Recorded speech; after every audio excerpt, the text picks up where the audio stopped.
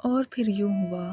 مقدر کی بات ہوتی ہے، صفیہ اور سبحان کی محبت کی شادی تھی، مگر صفیہ بیگم شادی کے 9 سال بعد ہی اپنے اگلے جہان سدھار گئیں۔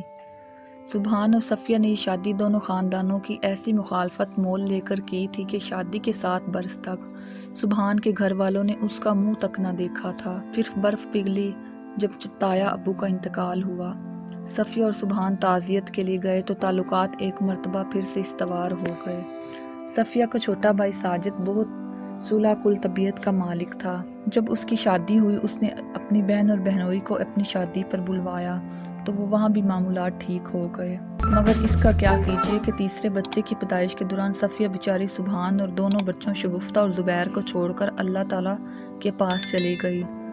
سبحان دورِ صدمے سے گزر رہا تھا۔ ایک تو اس کی اس قدر محبت کرنے والی بیوی چلی گئی اور دوسرے اپنے پیچھے 2 جانیں چھوڑ گئی تھی۔ سبحان کی عمر صفیہ کے انتقال کے وقت رہی ہوگی کوئی 36 برس۔ دونوں خاندان والے چاہتے تھے کہ سبحان دوسری شادی کر لے، مگر سبحان نہیں مانتا تھا۔ اس نے اپنے بچوں کو اعلیٰ تعلیم دلوائی اور بہترین تربیت۔ لڑکا انجینئرنگ کی اعلیٰ تعلیم کے لیے امریکہ چلا گیا۔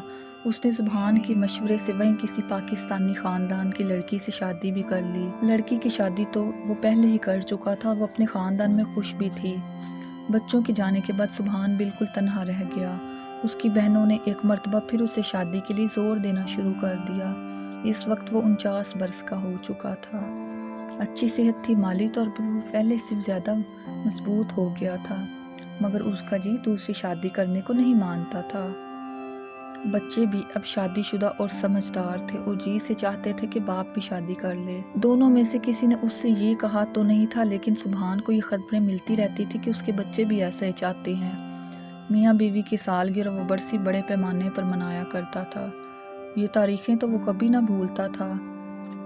بیٹی قریبی شہر میں رہتی تھی اور اپنے ماں باپ کا اپنی مرحومہ ماں سے جذباتی تعلق سمجھتی تھی، تو وہ ان تقریبات میں حصہ لینے کو 2 دن پہلے ہی آ جاتی تھی۔ مل بیٹھنے کا ایک بہانہ بھی ہو جایا کرتا تھا اور سبحان کے بھی چند دن اچھے گزر جایا کرتے تھے۔ یہ تقریبات مانو اس خاندان کے ملن کا ایک بہانہ ہی بن گئی تھی، اور سبحان سمجھتا تھا کہ اس کی اور صفیہ کی محبت لکی تجدید بھی ہو جایا کرتی تھی۔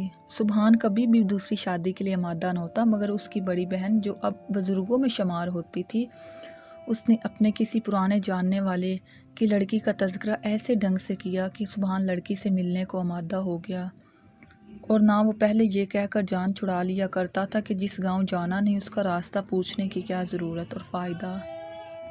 سبحان کی ملاقات مائرہ سے ہوئی۔ لڑکی تو وہ خیر کس طرح نہ تھی۔ 22 برس سے وہ کالج میں پڑھا رہی تھی، 46 برس کی تھی، مگر چونکہ اپنی گھرداری کے جھگڑوں سے آزاد تھی تو 40 سے کم ہی لگتی تھی۔ سبحان کو مائرہ پسند آ گئی۔ مائرہ شاید کبھی شادی نہ کرتی، مگر والدین جس کے بارے میں اس نے کبھی سوچا نہ تھا، ان کا سایہ اس کے سر سے چھن گیا تھا۔ سبحان نے بیٹی سے مشورہ کیا۔ 3 مہینے چٹ پٹ سے گزر گئے۔ سبحان نے بیٹی سے مشورہ کیا، بیٹے کو فون کیا، شرماتے شرماتے ان کو بتا ہی دیا۔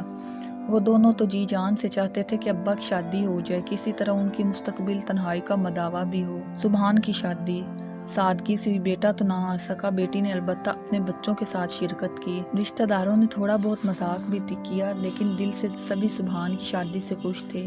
شادی کے بعد سبحان کو لگا جیسے اس نے یہ فیصلہ کرنے میں دیر کر دی تھی۔ مائرہ بہت اچھی بیوی ثابت ہوئی۔ سبحان کی زندگی بہت پرسکون انداز میں بھی گزرنے لگی۔ شادی کے کوئی 3-4 ماہ بعد صفیہ کی برسی تھی۔ یہ وقت پلک جھپکنے میں گزر گیا۔ برسی سے کوئی 3-4 دن پہلے بیٹی نے باپ کو فون کیا اور اس مرتبہ اس نے بتایا کہ وہ 3-4 دن پہلے نہیں آ سکے گی کیونکہ اس کی ساس بیمار ہے۔ 1 دن پہلے البتہ وہ آ جائے گی۔ ویسے ہی وہ مطمئن تھی کہ اب سبحان کو کوئی دقت نہیں ہونی چاہیے۔ وہ بولی، ابا جی ہماری نئی اماں سنبھال لیں گی سب کچھ اس مرتبہ۔ پھر وہ ہنسی۔ اسے اپنے کانوں پہ یقین نہ آیا کہ سبحان نے کہا، تم مصروف ہو تو آنے کی ضرورت نہیں بیٹا، ویسے بھی برسی کی کوئی اتنی ضروری تقریب تو نہیں۔